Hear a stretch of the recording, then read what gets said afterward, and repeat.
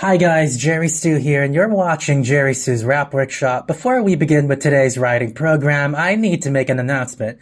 I am a communist, and I have been one for like a year now. Most of you came here from Facebook, so you guys already know. Okay, so let's go. Okay, today I'm gonna be writing a rap based loosely on Squid Game, the hit Korean drama with very strong anti-capitalist themes, and James Johnson, an African-American worker who shot and killed some of the foremen and job setters at his workplace because of unfair workplace practices and exploitation. First, Squid Game. How does the story begin? Main character. He bets money on a horse race. He owes money to a loan shark. He has crippling debt. Now let's take some creative liberties. Loan shark. Sounds vaguely like wrong horse, but only if you mumble rap. Okay, so I bet on the wrong horse. I lose my bet. I can't pay my debt to the loan shark, so the loan shark, he wants my kidney.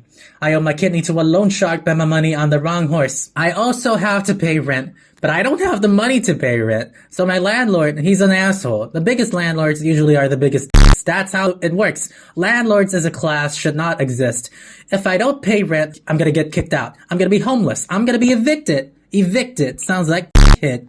Landlord is a dickhead. Feeling anxious, terrified I might get evicted. My landlord is a dickhead. How the f did I get here? Помогите.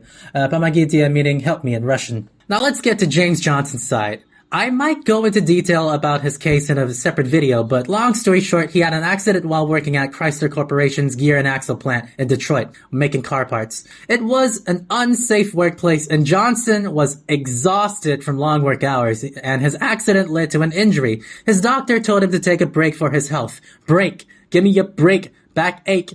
Got a backache. Give me a break. My doctor told me to take a break. Capitalists being capitalists, however, his employers denied him medical leave, so he had to use his 2 weeks of paid vacation instead. This is already pretty outrageous if you think about it. And when he came back, they fired him, gave him the axe. Boss said no, so I took my 2 weeks. When I came back, gave the axe to me. So at one point, Johnson got really mad because of his workplace. He took his gun, he started shooting some of his foremen and job setters. They gave him the axe. They brought a proverbial axe to a gunfight. You don't bring a knife to a gunfight. That's the original proverb. Gunfight. Better treat me right. You go crazy. Lose your shit.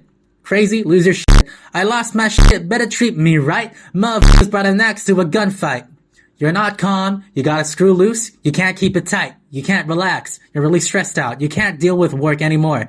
You can't deal with the 9 a.m. to 5 p.m. shift and the 9 to 5. Gotta screw loose. Can't keep it tight. Number 9 to 5. I'ma give it Tech 9.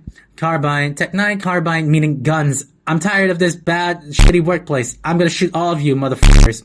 Now, before Johnson went on his shooting spree, his union got his job back for him after he got fired due to his unauthorized 2 weeks of vacation, which he had to take because of his injury, mind you.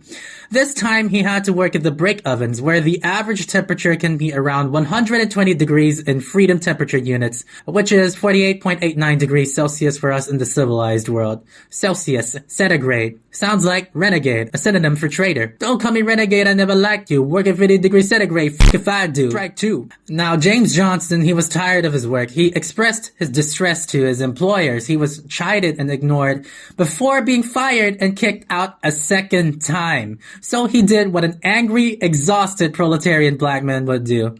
He killed 2 foremen and 1 job setter who tried to disarm him. Lucky for Johnson, the court found him not guilty by reason of insanity, which was a direct result of his oppressive workplace, according to his lawyers. Anyways, now we need 2 bars about a fight between striking workers and policemen. The police in America have this philosophy about a thin blue line. They see themselves as a final line of defense for civilization from societal collapse. The thin blue line between collapse and order, I guess, according to them. They will beat and kill anyone who dares to threaten their ideal society, which happens to be an oppressive, racist capitalist system. You will die. You will flatline. Flatline. Blue line.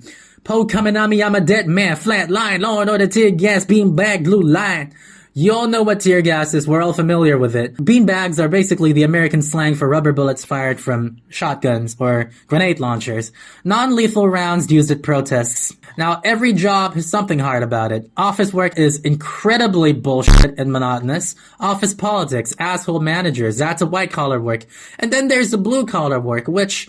well, just look at James Johnson. And then there's the striking Foodpanda writers. They get paid shit for biking all around the city. And when they're not biking, they have to sit around doing nothing, and they don't get paid for being on standby. In Myanmar, during the 2022 Foodpanda strikes, you got paid like what? 30 cents. 30 cents for pedaling a mile. Straight line distance on the map. Not the actual distance you pedaled. Straight line distance on the map. That's poverty wages for you right there. 30 cents a mile. 30 cents a mic. So your job hard, I'm sure you're probably right. I could have ride a bike for 30 cent a mic, blue collar, white collar, bomb collars unite, solidarity, proletarians unite. I might change the order of that depending on my mood. Now, it doesn't matter what job you work. We are all workers. We are all employees. We don't own private property. We are all proletarian. Blue collar, white collar, we're all wearing necktie bombs, as in Suicide Squad. Collar bombs, you get me? Collar bombs, bomb collars. Not one wrong move and we're dead. The collar bomb, it blows up. That's why all proletarians of all nations unite. That's the idea. Blue collar, white collar, bomb collars, unite. Solidarity, proletariat, unite. That's the idea. Alright, that's the end of the video. Thank you for watching. Stay tuned for the next one. Revolution is the only solution. Revolution is the only solution.